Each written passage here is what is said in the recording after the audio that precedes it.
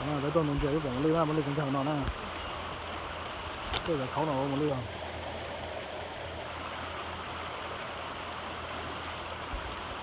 mình lươn nó đây, lươn kia nó đây này, mình lươn, cho nó mình lươn cái phật tôi đấy, sẽ có ưu nữa, cái tiền nó,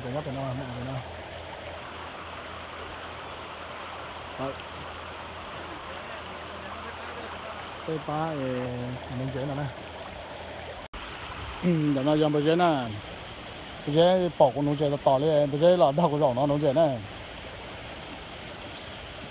nó phải trái bây giờ tỏ ra nó phải trái ha,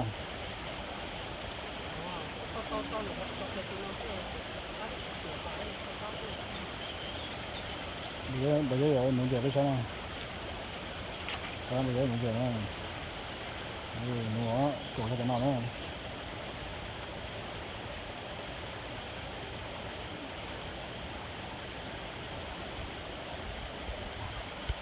Bây giờ chuột nó học lại, đó của tôi đấy này. Bây giờ lên chơi rồi này. Tôi lên chơi này.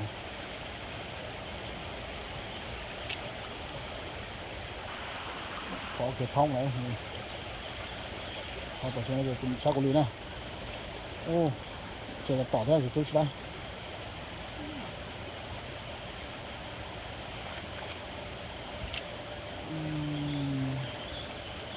Giờ tỏ thì sẽ ô bây giờ lên chơi rồi này.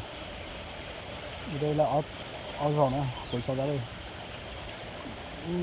Chỉ là bây giờ tiền chắc của chỉ là về chỉ là đây này.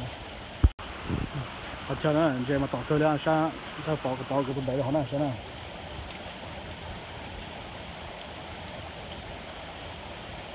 Còn giờ có tỏ rồi. Ốp tôi cái này, xem nào, ốp con chơi cái này. Tỏ sắp tới đó này. Khả năng chơi tỏ cơ đó này. Cái tên cái láng chơi này, sai còn chơi này.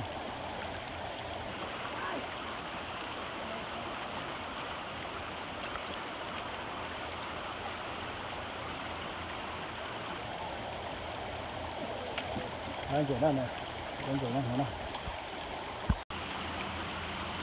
Mà cái bằng bể ư. Cái bể đời giá rồi.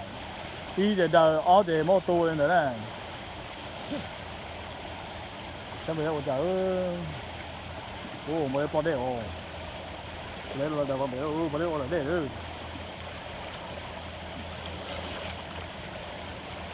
Làm mua gặp tôi mà chứ, còn mấy tôi con.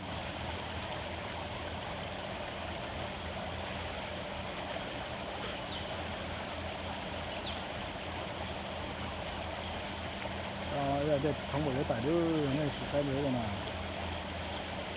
Trong buổi tại thì tới mắc cây là ok này.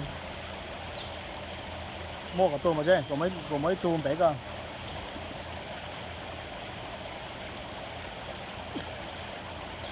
Tôm đó là lá. Lá là tôm mà chứ.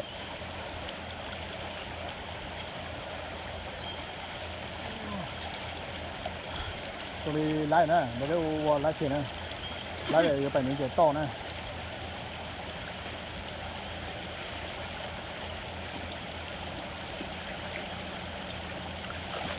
Cái xe nó bảo ta này đấy ạ, nó bảo ta lên để cho để những là bảo chi để rồi.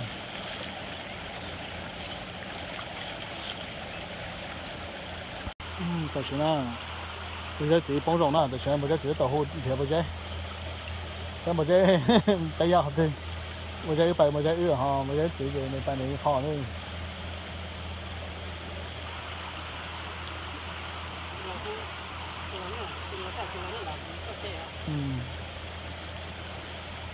Nó lăn chữ này nhưng mà cũng có thông này xem này cũng có thông rồi đây có thông để tao được rồi bao